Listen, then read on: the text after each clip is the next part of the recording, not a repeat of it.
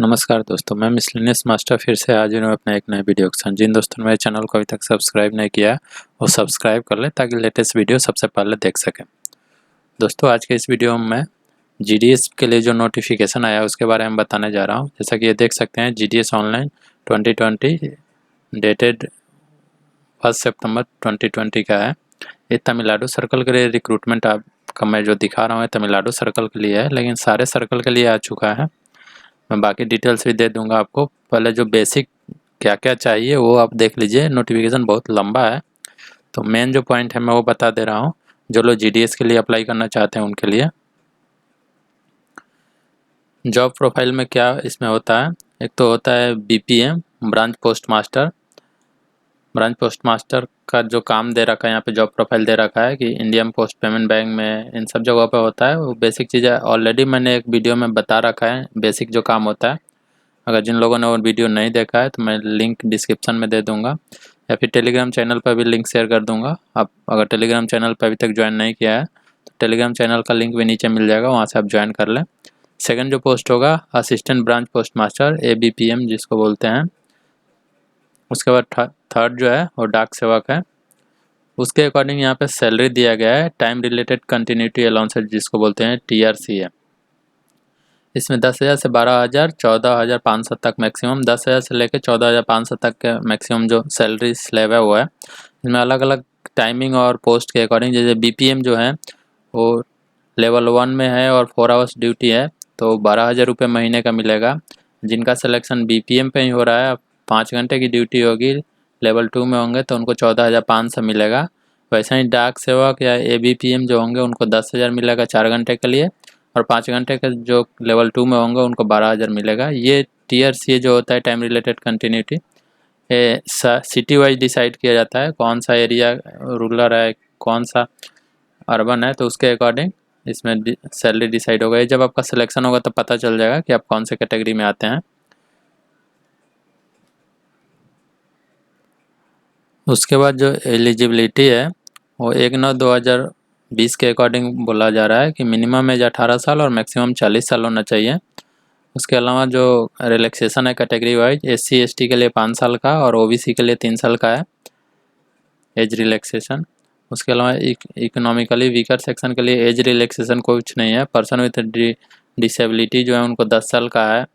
उसमें person with disability plus OBC है तो 13 साल। वैसे ही PWD प्लस SC ST तो 15 साल। ये सारे बेसिक जो मिला हुआ है एज रिलैक्सेशन वो है। एजुकेशनल क्वालिफिकेशन भी देख लें। सेकेंडरी स्कूल एग्जामिनेशन पास सर्टिफिकेट होना चाहिए, यानी 10th पास होना चाहिए। जो इसका सिलेक्शन होता है GDS का, वो 10th के मार्क्स बेसिस पे ही सिलेक्शन होते हैं, कोई एग्जाम नहीं होते हैं इसके लिए। उसके बाद ये नया पॉइंट जोड़ दिया गया है, पहले ये नहीं होता था, compulsory language of local language. Compulsory knowledge of local language मतलब जो जिस स्टेट के लिए आप अप्लाई कर रहे हैं वहाँ का लोकल लैंग्वेज जो है वो आपको आना चाहिए। सिर्फ आना ही नहीं चाहिए, आपने 10th स्टैंडर्ड तक उसको या तो कंपलसरी या इलेक्टिव सब्जेक्ट में पढ़ाई किया हुआ होना चाहिए।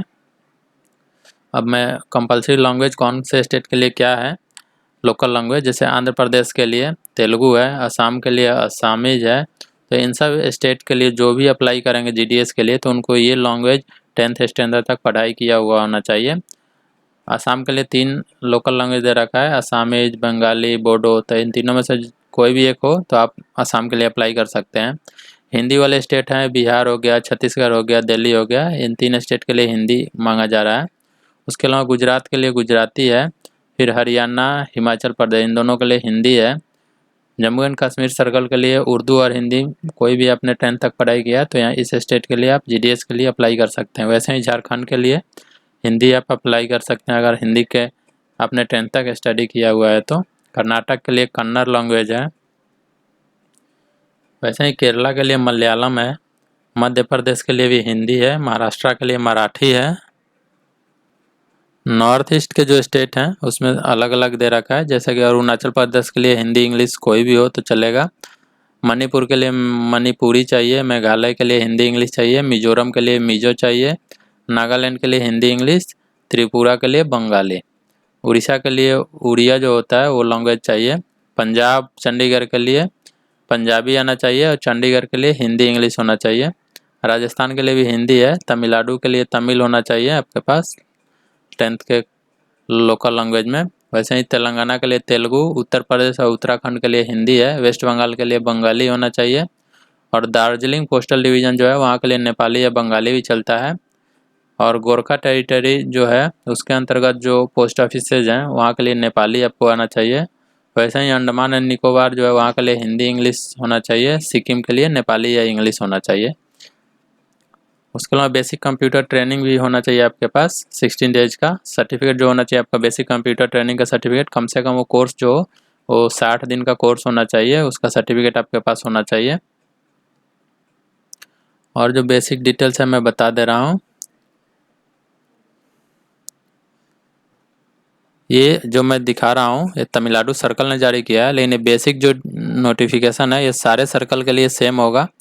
जो पोस्ट है वही सिर्फ चेंज होगा, और लोकल लैंग्वेज आप जिस स्टेट के लिए डाल रहे हैं वो वहाँ का लोकल लैंग्वेज आपको पता होना चाहिए कि लोकल लैंग्वेज क्या है। और लोकल लैंग्वेज आप 10th तक पढ़ाई किए हैं कि नहीं, उस बेसिस पे आप कहीं के लिए भी अप्लाई कर सकते हैं। नॉलेज ऑफ साइकिल भी बोल रहा है। Cycling is a pre required condition. आपको GDS के लिए अप्लाई करना है तो आपको साइकिल आना चाहिए।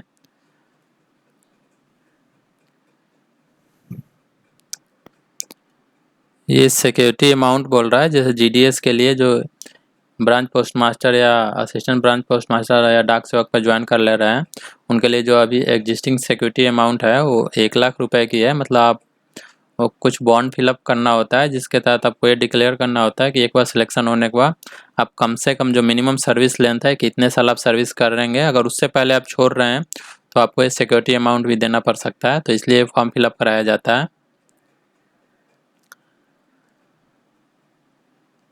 और जो डिटेल्स है मैं आपको दिखा दे रहा हूँ। ये कैटेगरी है जो पर्सन विद डिसेबिलिटी है और GDS पोस्ट के लिए अप्लाई करना चाहते हैं। वीकर सेक्शन के लिए क्या है, ये जो पॉइंट दे रखा है option for applying on GDS post, इसमें बोला जा रहा है कि जो भी आप पोस्ट के लिए अप्लाई करेंगे मैक्सिमम जो आपको चूज करने का ऑप्शन होगा 20 आप पोस्ट अप्लाई कर सकते हैं। जैसा कि मैं नीचे वैकेंसी दिखा दूंगा, post office wise vacancy declare किया जाता है, तो उसमें से आपको कोई भी 20 जो डिवीज़न होगा उसमें से चूज कर सकते हैं कि मैं इस मेरी जो प्रायोरिटी लिस्ट होगी 20 डिवीज़न के लिए वो होगी। तो मैक्सिमम जो आप अप्लाई कर सकते हैं वो 20 के लिए चूज कर सकते हैं।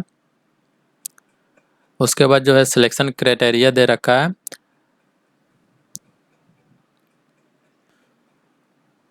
जैसा कि यहाँ पे दे रहा है कि हायर एजुकेशन क्वालिफिकेशन जो होगा उसका कोई वेटेज नहीं होगा। जो भी आपका मार्क्स मिलेगा वो 10th स्टैंडर्ड में जो आपके मार्क्स आए हैं उस बेसिस पे ही आपको उसके परसेंटेज पे ही आपको मार्क्स मिलेंगे। इसमें कोई रिटर्न एग्जाम नहीं होते। 10th में आपके कितने परसेंटेज मार्क है उसके बेसिस पे ही मिलेगा। आपके 12th के या ग्रेजुएशन के मार्क्स भी कंसिडर नहीं किए जा सकते। उसके बाद इसमें बोला जा रहा है कि जो लोगों का मार्कशीट जो होता है, बहुत लोगों में ग्रेड आता है, बहुत लोगों का परसेंटेज में होता है, तो आप उसके अकॉर्डिंग कैलकुलेट कर ले। अगर दोनों आप में दे रखा है तो मार्क्स के बेसिस पे ही अप्लाई करें। अगर ग्रेड और मार्क्स दोनों है तो मार्क्स को कंसीडर करें। जिनके ग्रेड हैं सिर्फ, जैसे कि यहाँ पे दे रखा है in case of candidate apply with grade only his application level for disqualification. तो इसलिए आपका अगर ग्रेड भी है तब भी आप मार्क्स उसके अकॉर्डिंग जो मार्क्स कितना परसेंट बन रहा है वो कैलकुलेट कर लें। जैसे कि यहाँ पे दे रखा है in case of the marks list containing the grade या point, marks will be recognised by the taking conversion of grades and point with the multiplication factor 9.5। जो भी आपका ग्रेड है उसे 9.5 से मल्टीप्लाई करने के बाद आपका जो है वो मार्क्स आ जाता है। तो उसके अकॉर्डिंग आप मार्क्स ही फिलअप कर रहे हैं। जो ग्रेड है वो ग्रेड ना फिलअप करें वरना आपका एप्लीकेशन रिजेक्ट कर दिया जाएगा। साइकिल नोटिफिकेशन भी यहाँ पे दे दिया गया है। यहाँ पे बोला जा रहा है सारे सर्कल के लिए कि हर एक साल में in a year all the circle will notify required GDS vacancy in 1 or more times. सारे सर्कल एक या एक से ज़्यादा बार भी GDS की वैकेंसी जितना रिक्वायर्ड GDS वैकेंसी है हर एक साल अनाउंस करेंगे। और इस time will refer with the cycle number. जो जब भी अनाउंस करेंगे उसको साइकिल नंबर से रेफर करेंगे कि ये साइकिल 1 का पहला वैकेंसी है, दूसरा वैकेंसी, ऐसे करके। तो सारे सर्कल अनाउंस करेंगे। ये जो मैं नोटिफिकेशन दिखा रहा हूँ ये तमिलनाडु सर्कल का है, इसलिए इसमें वैकेंसी जो डिटेल्स है वो भी तमिलनाडु का ही है। आप इसके अकॉर्डिंग और भी सर्कल का चेक कर सकते हैं। जैसे जैसे और भी सर्कल का आएगा मैं उन सबका PDF जो होगा वो डाल दूंगा। जो टेलीग्राम चैनल है वहाँ पे मैं PDF डाल दूंगा, आप टेलीग्राम चैनल को ज्वाइन कर लें। मैं नीचे लिंक दे दूंगा टेलीग्राम चैनल का भी। यहाँ पे डेट जो है 1/9/2020 से 30/9/2020 तक के लिए बोला गया है रजिस्ट्रेशन करने के लिए। Only online application will be accepted from the candidate who desire to apply online will have register himself. जो लोग ऑनलाइन अप्लाई करना चाहते हैं, ये वेबसाइट दे रखा है, यहाँ से अप्लाई कर सकते हैं appost.in/GDS ऑनलाइन। इस पे जाके 1/9 से लेके 30/9 के बीच में इसमें डिटेल्स क्या क्या फिलअप करना होगा ये सारा दे रखा है। नेम डालना होगा, father name, mobile number, date of birth, ऐसे करके सब दे देना होगा।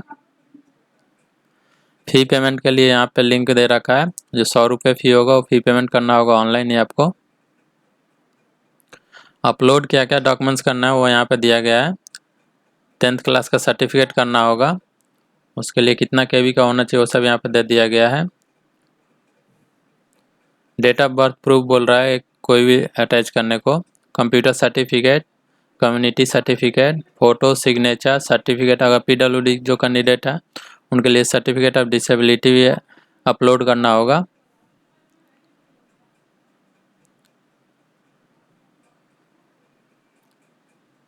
मेल दिया गया है कि नोटिफिकेशन में भी गिवन टू,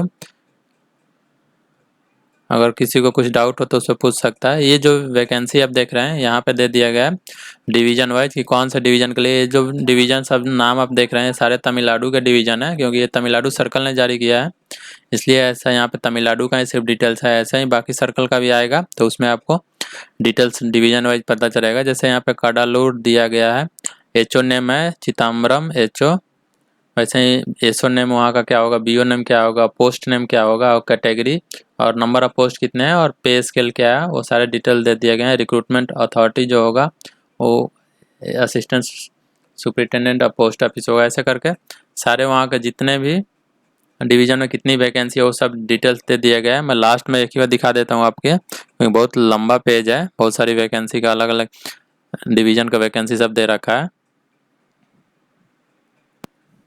यहाँ पे finally community wise consolidation of post दे दिया गया। जैसे EWS में 311 वैकेंसी है, OBC के लिए 743 वैकेंसी है, PWD A टाइप में 15, B टाइप के लिए 37, C टाइप में 37 वैकेंसी है। वैसे ही DE के लिए 5 है, SC के लिए 502 है, ST के लिए 25 है, UR के लिए 1487 है। टोटल जो वैकेंसी है 3162 है। ये सिर्फ तमिलनाडु सर्कल के लिए है, बाकी सर्कल का भी जैसे ही कुछ नोटिफिकेशन आएगा मैं आपको बता दूंगा। और भी अगर आपको भी कुछ डाउट हो GDS से, रिक्रूटमेंट से रिलेटेड कोई भी क्वेरी हो तो आप नीचे कमेंट करें, मैं आपको रिप्लाई कर दूंगा। तो आज के इस वीडियो में बस इतना ही दोस्तों, मिलते हैं फिर अपने अगले वीडियो में। धन्यवाद दोस्तों।